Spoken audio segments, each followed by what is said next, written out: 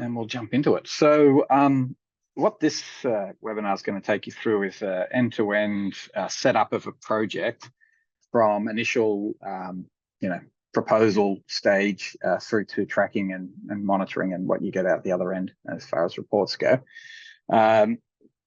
Several times in the last week, I've been repeatedly reminded by talking to different clients just how little people know of the breadth of the functionality, even when they're actually using the software. So I'm going to probably pick a few webinar topics around things that people possibly don't or aren't familiar with in terms of being able to use what you can use UniPhi for. So within this world of proposal writing, where we're going to start with is just the fundamentals. So we're going to actually estimate. So it's not proposal writing. We're going to actually create an estimate, and then we'll incorporate that into a proposal document. UniPhi is not an estimating platform for a building or for a road or something like that, but it's a really quite simple to use, flexible estimating platform for consultants. And so that's the framework from which this demonstration is going to be around. But all estimating platforms would start with a rates library. So in UniPhi, you've got two levels of rates libraries that you can configure. So under the configuration element of UniPhi, if I go into the resources, the first one is classification. So you can build up the way that your business classifies people and creates a standard rates library, both from a cost perspective and for what you're going to charge the client. Now, this will then mean that this comes in automatically when allocating to a job. But equally, it should be, be aware that that can then be amended for that particular job, and use a different rate if you're discounting or you think you can charge more or whatever for that particular client. But you start from a base of having a rates library. So that's the rates library that's coming in for classifications. You can also, if you're not going to estimate by classification, you can estimate by person. And people will have their own rate. So here's a list of the portfolio for this particular demonstration, and you can be setting based on an effective date new cost and charge rates, and they have existing cost and charge rates, and that's what's coming in. Now there's a whole plethora of things around how those rates can be calculated and formulated and built up, sort of outside the scope of this particular thing. But the other thing to note in a relatively new version of UniPhi is that when you go into a new project, you can actually then customize that rates library for that project. So you'll see here that says this is coming from the portfolio level. And so these are not editable, but if you hit edit, they become editable, and you can then amend the rates at an effective date for those people or for the classifications for that to then be available for that particular project. So that's the first sort of thing around this, is that you need to set up a rates library if you want to get the system to automatically calculate a rate. If you don't, I'm not worried about that, you can set the rate yourself manually when I go through this next stage of the process. So then the next part of the process is to think about whether you can set up a template. And there's two levels to this in terms of a project template and then a document template for your proposals. So we're going to assume that this proposal webinar project that I'm in is actually a project template. And what I mean by that is that you would have a potentially a standard contract setup that you can use as a WBS. Now, again, this will only be suiting certain people. It's not going to be something that you would do all the time, but it'll just make the estimating a little bit quicker if that's possible. If not, you would need to create your work breakdown structure from scratch. So if I just select level 1 here, we've just got a very flat structure here. But if I go into something like this, you'll see that if I then, you've got 5 levels to this particular structure. And if I go all, you'll see that structure laid out. Under detailed design, you've got level 2, 3, and 4, and you've got that coming down, design CPS. So, you can build these to support $1 billion fees through to $5,000 fees, depending on the scale that you need to. So for simplicity of demonstration, I'm doing quite a simple one, but that structure shouldn't be in your mind as being limited. You can actually set this up to be quite complex. But let's say that we set this up as a standard. You're a QS, and you do certain lifecycle phases, and you've got certain classifications, or you're a client-side PM, and that's the case as well. Happy days, you've got your standard lifecycle phases, and you've got your standard classifications assigned to them, and you're going to use that as your basis for a template. So that's what I mean by a project template. I would then go to the summary and I would copy that to create my new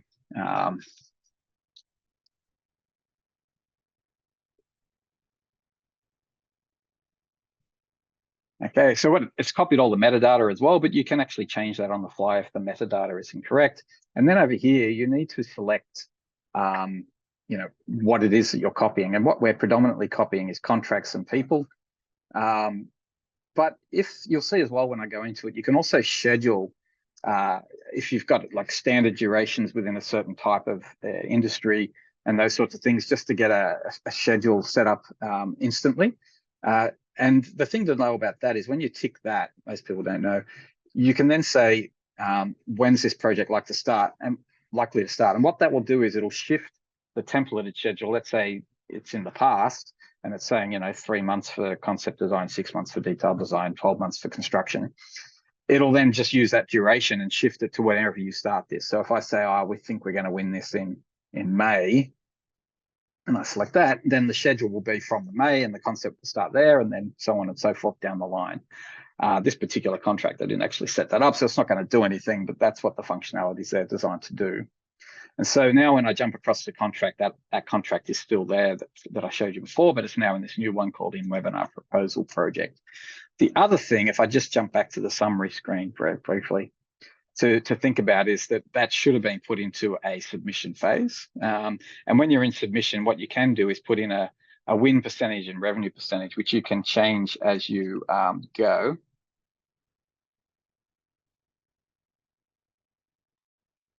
Is there any way to copy this template contract to an existing?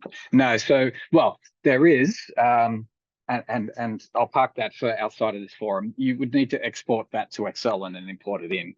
You can't copy at the moment project contracts between projects that are established. You can only generate the contract from a previous project if you're creating the project in its first instance using that functionality. Otherwise, you need to download and upload from Excel. But it's in the pipeline along with 11,452 other items to get through.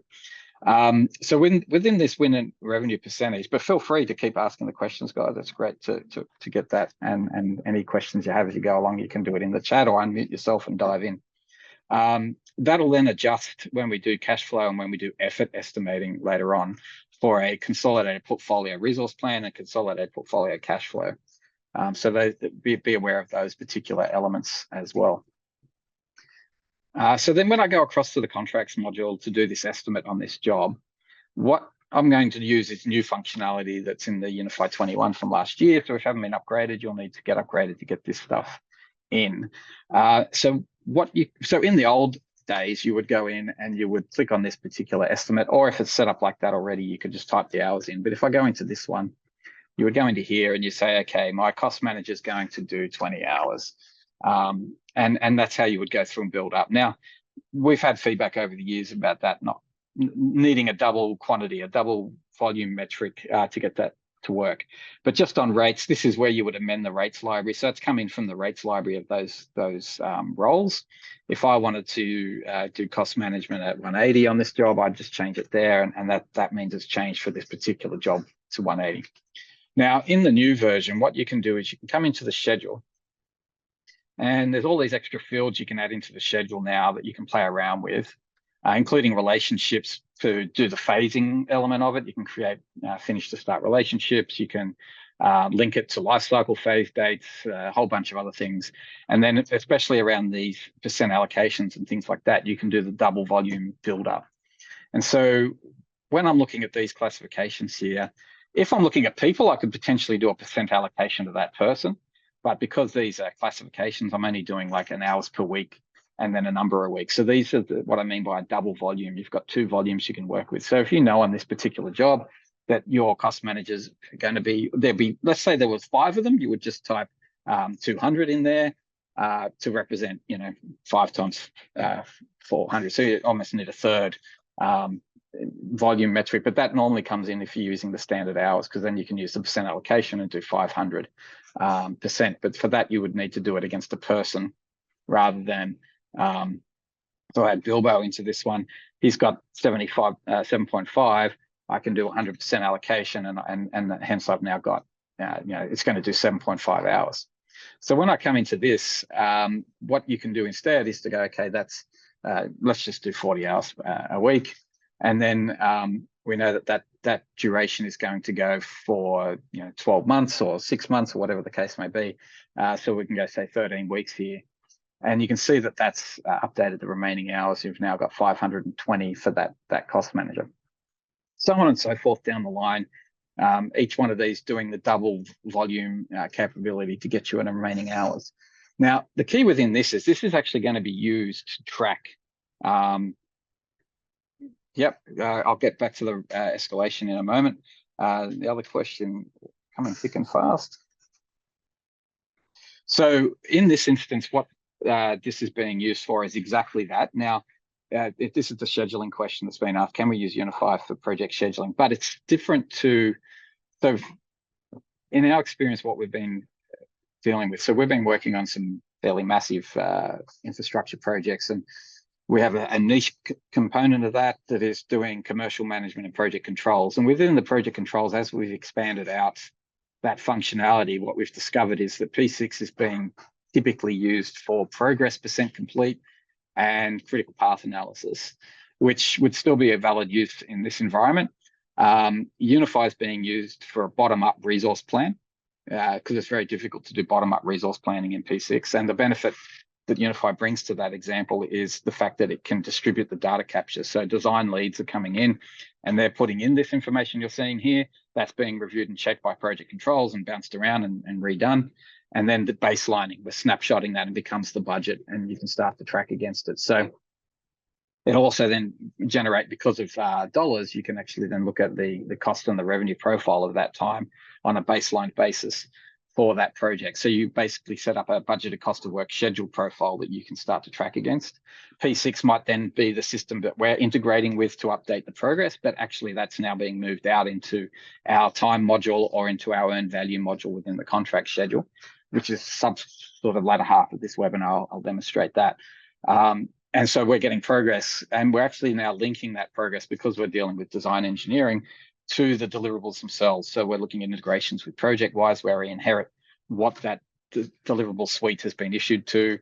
Is it issued for project engineer review? Is it interdisciplinary review? And they'll have people call it a letter of rules of credit, which I find interesting, but it's basically a percent complete adoption based on that.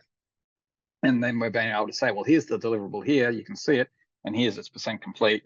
And that's compared to a schedule where it should be on our budgeted cost of work schedule, plus everyone's timesheeting to that task. So we have an actual cost of work performed, and we're getting an earned value profile out of it.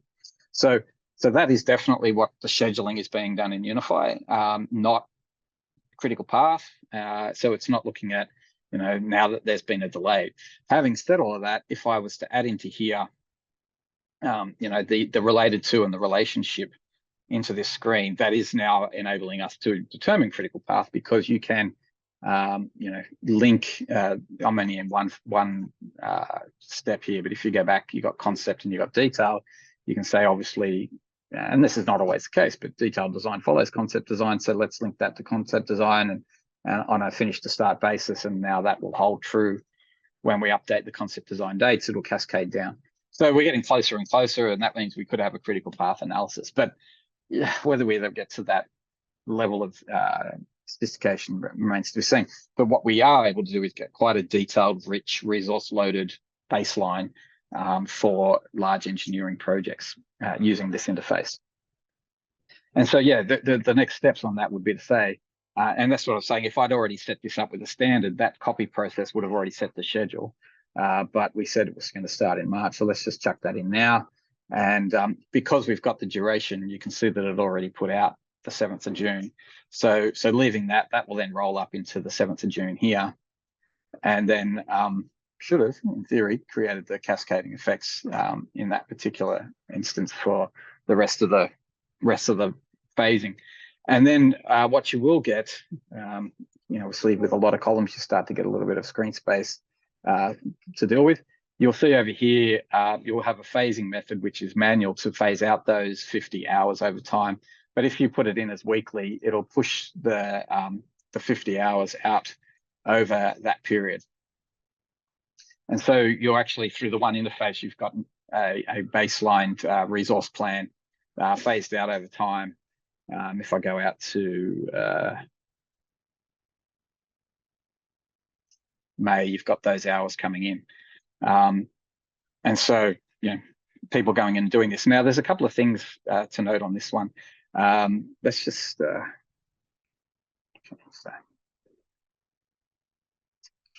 little bit of a glitch on the JavaScript there.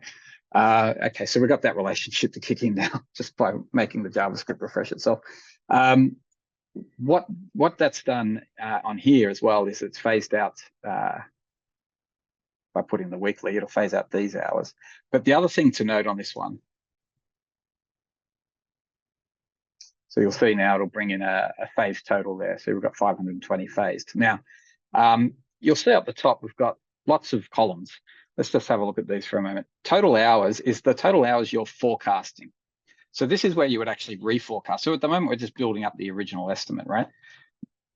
You'll see here, this was done when we typed it into the value screen. So when we type something into the contract value screen, we're actually establishing the contract value or the proposed value that we've got for this project.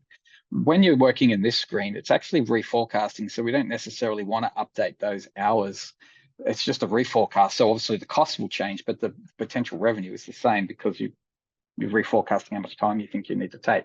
So you'll see here, we've got 520 there, but we've only got 20 in the contract hours. So the expectation is that you would build this up in here and then say in a proposal sense, right, I'm happy that that is actually the correct amount. What you need to do in that instance is you need to get it into these contract hours, right? And so what you do is you tick the little box here and you go copy contract. And that means that the contract hours now here will equal the total hours. And if I go to the value screen, those hours will be appearing against the relevant phases so that we're getting a price, right? So they're now using the rates and getting a price. And for whatever reason, that director of engineering didn't have one, so we can chuck them in and it'll update. So that one screen is all you should need to do once you've built your WBS to then build up a price. And so once you've done that, at the moment, this price is looking at $263,000. In that one workflow, we've also phased out the effort. If we've got the percent complete adjusted, it'll phase out the effort at a reduced amount. So 10%, it'll do 65 hours for these people. So across your portfolio, you'll get a consolidated view. And then what you can do after that is to move into the documentation side of that. So where we've gotten to now is we've gotten ourselves a price that we're happy to present to the client as our bid. And now we want to create a document for it. And so people don't know, I mean, it's not, let's say, InDesign rich. So if you were doing a massive proposal and you probably got yourself some desktop publishing people on your staff, you're probably going to use that to build it. But if you're doing smaller bids and you're doing smaller projects, you can actually develop reasonable desktop proposals out of this. So when I click the little plus document button from within the value screen, it shows documents that relate to contract value. And one of those documents in this is a templated proposal. So you would need to build that template first as part of the process. And then, this is the price that you're going to display. Now, it may be that you don't want to show the build-up of this particular information. So what you do in this instance is a few things. You can say, okay, let's just show level 1. So you're giving a price for that. It's rolled up the hours. We don't want the hours to be displayed.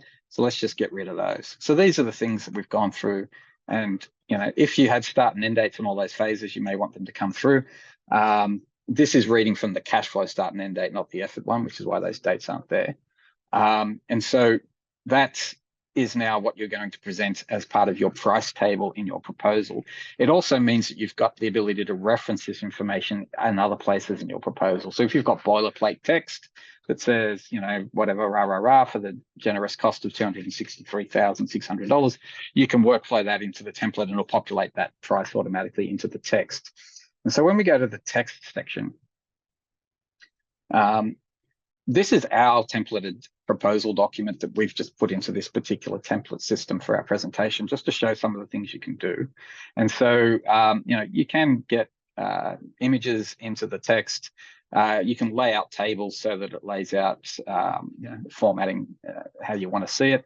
There's a few tips and tricks that you need to know about width, because the web environment doesn't understand width. It's not a desktop world, it's a web world.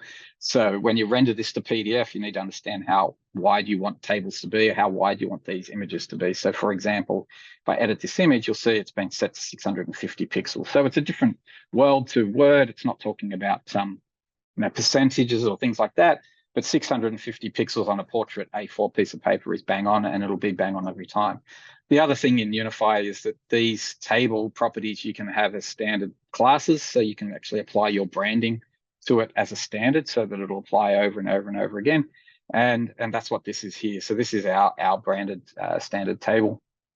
Put the shading in and different colors if you've got different colors and different fonts and all that as a standard. And then once you've built that up, and any terms and conditions and other sections, you might have attachments of other marketing material you want it to go out, who you're going to send it to, what have you. That would then go out as a cover sheet. So there's a few things within the cover sheet these days. The cover sheet can be dynamic based on your own different styles for different sectors or what have you in this instance. And so when I render that as a PDF,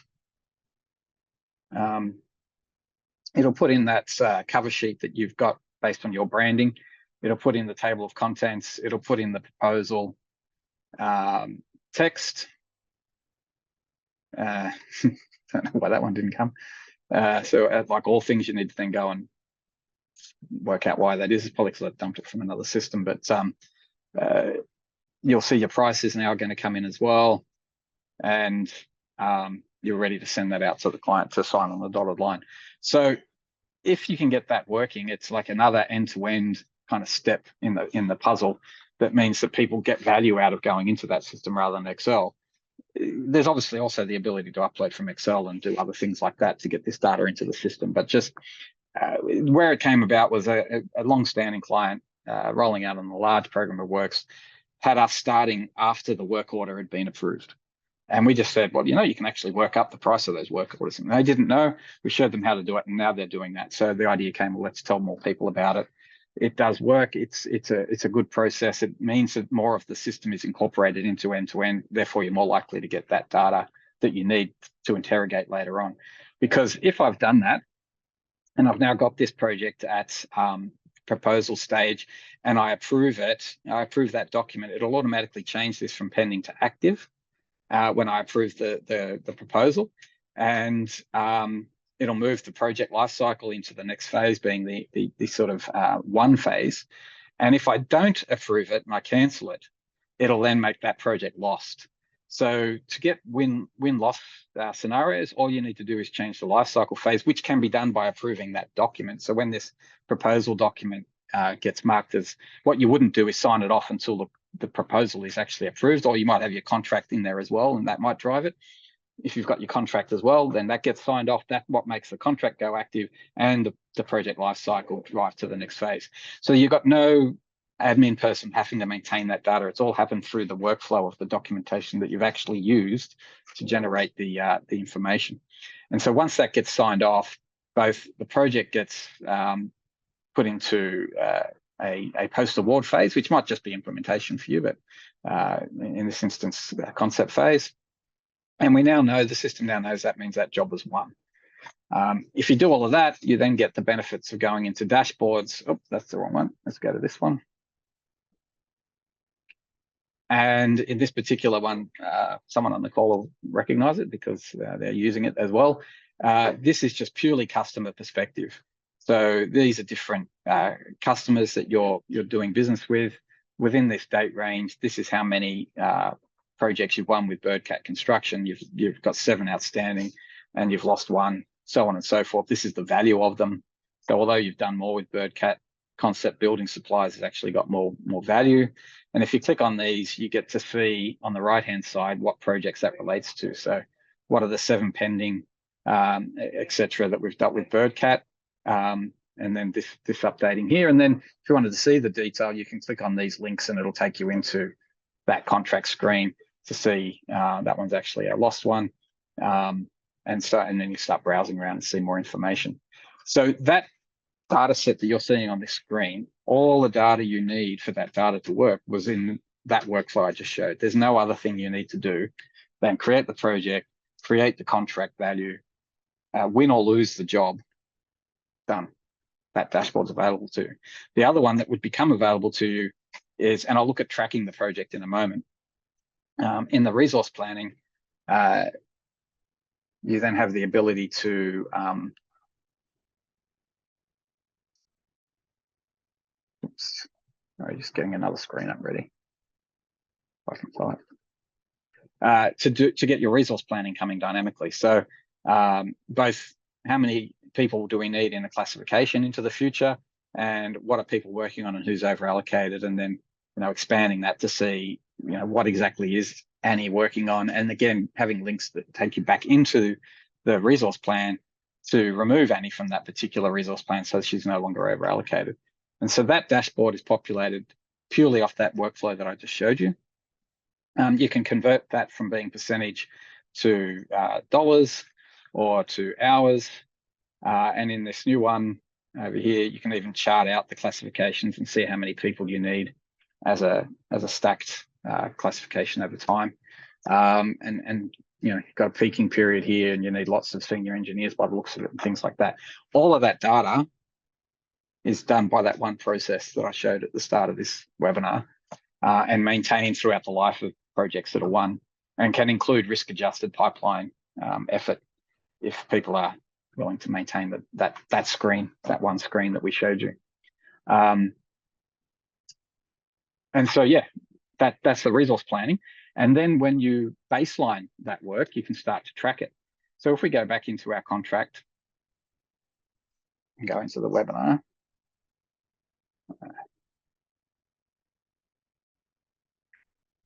so a couple of things. We would need to have baselined our plan. So at the moment, we've only got an actual forecast. So I get a budget, it's going to be 0. So you can see budget hours here are 0. So again, if I click this, I can re-baseline. So that takes the forecast to the budget. And so now I've got something to track against. And then when I go into the earned value screen, I've got a planned cost, and people will start timesheeting to these tasks. So that will bring me in an actual cost. And then what I can do is select these stage gate groups, which are these like rules of credit that I was talking about, to then get percentages. So normally they're a little bit different to this. They'll have things like, issued for review, whatever the stages are for this particular thing. And normally that detail gets a little bit more detailed in terms of the deliverables that need to be delivered to that particular deliverable coming underneath there. But the idea being is that I can then select that, and that inherits the progress. But hopefully even better, I get to link this to the deliverables, the MIDIP, if you like. And then you can see how that's now from the 11th of February has $2,612 earned of the 5,225 planned cost. In other words, 50% of that value. That coming over and over and over again, you start to get some rich interpretation of how you're performing, to the point where that particular dashboard will look like this.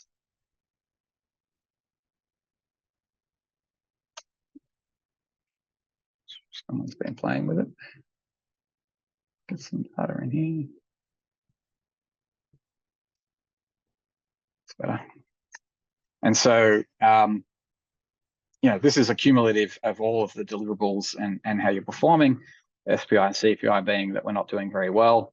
I can then drill down into the detail of that and get, not just package summary, but then drill down again and get deliverable list or activity-based CPI and SPI per, and these ones here are terrible. And then click in on that and have a look at what's causing that. So that might link to an issues register, or it might link to a milestone schedule, depends on what you want. And if I click on any of these, I then get the CPI and SPI performance trending on that particular package just as an isolated number. Other elements like that, I can look at actual and budget profiles. I can get my weekly resource plan, giving that to design leads for them to check and go in and fix if it's not right. And that fixing is all done in that original screen that I showed you right at the beginning, where you're moving hours around, or you're updating dates to rephase the hours over delay, or whatever the case may be. So coming back into here, coming back into the schedule, and then adjusting in the actual screen those dates to recut the forecast. So if I push these dates around, that'll redo the remaining. I can update this remaining without impacting the contract hours. So I can actually change that to 50, and then that'll rephase 50 hours. So now my forecast to completion has gone up because I've now got a 25-hour variance to what I estimated in my original proposal. And that may, hopefully I can then start adding variations into my value screen and resource planning those to get some of that money back. Which takes me then to the next part of the workflow. As you start to complete the job, you would invoice for it. And whether it's a scheduler rates or it's a milestone, doesn't really matter. You can use the same structure, even though you've got hours built up in here. I haven't committed that contract. Let me just do that. So, and then you can invoice it however you like. So if I come in here and say, okay, we're 50% complete, that's what our own value said, it'll allocate that down and generate a $3,750 claim against that $2,500 own value cost. We're making a little bit of money. And again, we've got this embedded document system here. So I can then claim that by clicking that button. This time it's going to give me the templates that link to invoicing. And what I can do in there is just pivot this information to say, okay, this is a lump sum contract, and I only want to show level 1 detail. And I've now got myself the agreed fee that we had when we submitted the proposal and a 50% complete, and we're done.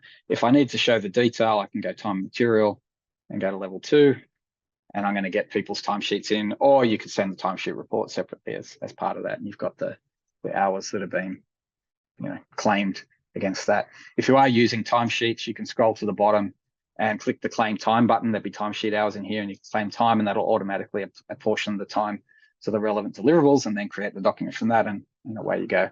And so same data set, all bottom up, time and material type estimating for a baseline cost that you can see how you're performing against, but a ability to pivot that information into a view that says to the client, this is what we agreed with, and this is what I'm claiming based on a milestone or based on whatever the other percent complete methodology you've agreed to with that client.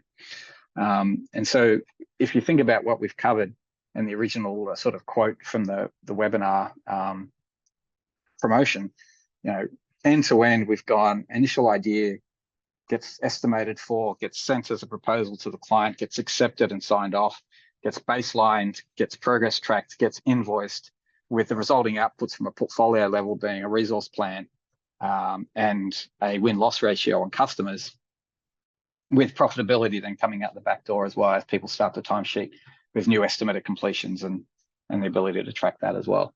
The only other thing I wanted to highlight in all of that, which again has come out of something said, how do I get the information out of UniPhi to analyze? Well, UniPhi has the largest that I know of REST API in the marketplace. And it's through that API that you can do these Power BI dashboards and anything else that you want. It's not limited to Power BI. So these structures here are all endpoints that exist in UniPhi that anyone can call to get the data out of UniPhi and into another environment, in this instance, Power BI, to then create literally anything you can possibly imagine, and hopefully do some analysis around the data that exists in your system. And so as an example on that, horrible Zoom thing here, annoying me, bear with me a sec.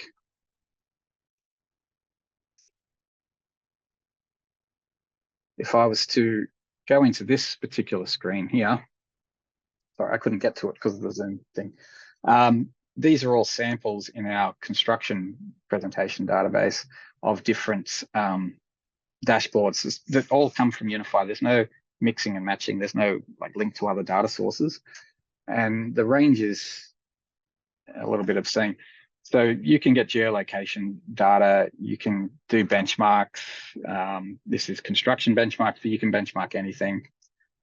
You can do feasibility and look at different feasibility options with different NPV calculations, different cash flow profiles. This is more benchmarking. So there's different projects and their dollar per key or dollar per square meter of floor area against the total size. You can do even more benchmarking. You've got RFI tracking in terms of how many you're processing in a month, how much they're costing you, what are those issues, what are they, where are they coming from? Risk drawdown calculations. So from a 2.5 million contingency, this is how we expect risks to be drawn down and when and what would be the catalyst. You're doing quality management system, and you need to have written a business case for every project. Well, these projects don't have one. So again, when you look at the proposal type stuff, the ability to access past information, validate that that's actually being done. So let's say on every single project, you need a key task plan. On every single project, you need to have done a quality check on something. You can check whether that's actually happening in the click of a dashboard.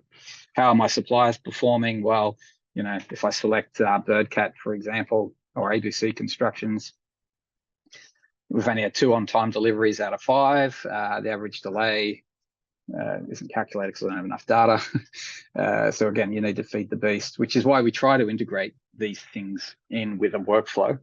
So Birdcat, we've got 224 days delayed. They've only done 2 on-time deliveries out of 19. So all of this data you can start to generate once you start these types of portfolio reports and start to analyze how you're performing. So they're beyond the resource planning ones and the then single project PCG reports that are multifaceted, so on and so forth. But not just reporting. Hopefully, you can analyze what's the average fee we submit for apartments that are greater than 20 stories, and what's the average timeline for the different phases that we go through for those, and start to build up those metrics to gain intelligence, provide advice to clients, and inform a quote, etc. and etc. And all of that data is coming from that one start of the webinar. It doesn't need to be captured anywhere else. Just set up that work breakdown structure, estimate against the classifications.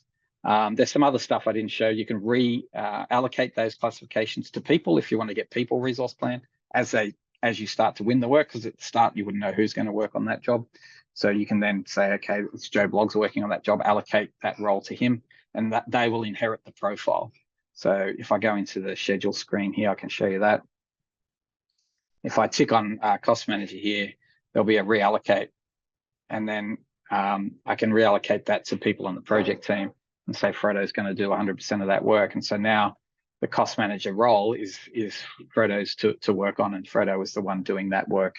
And that's part of his resource planning profile now. So you need people to live in this screen and manage their projects in this screen, and hopefully log their issues as they come up as well, so that you've got reasons for why these things are being delayed, and you can challenge people on variations. Not pull those issues in from our email integration and so on and so forth. But this is the screen. This is the one-stop shop that we've sort of set up to manage estimating and resource planning going forward, and then that to flow through to get that benefit out the end with the reports and the insights into how your business is performing. One thing I did miss on the document side to wrap this one up is, again, the benefit in UniPhi from a document perspective is, when did we last do a proposal on a certain sector or a certain project? You can filter the template for proposal, and you get all of your proposals you've done in the last period. Most systems, they're locked away in different folders, so you can't really get that matrix view. And then I can just, look at my sectors and go, show me the aged care ones. And if you've got other metadata, you can actually add those bits of metadata into here as well, so that you can search on that and find the exact proposal that you want. And then once you've found it and said, yeah, that's the one I want, you just copy that to your new project, and you've got all the template data there to start working with through that setup that we just showed you before. So yeah, again, people find it hard to find good standard proposals. You may even have a template suite of proposals people can copy from. But yeah, finding that last good one and tweaking it and starting with that, not just on proposals, obviously, any type of template after that. That's how we do the business case checking and the QMS checking on key documents that need to exist, because we're able to look across the portfolio and see whether those templates actually have been created as documents in those projects. So that's the sort of thing that I wanted to cover today. I don't think I've missed anything. No. happy to answer any more questions, or I can wrap it up. I'll end the recording there. So if anyone wants to talk, it'll be offline, and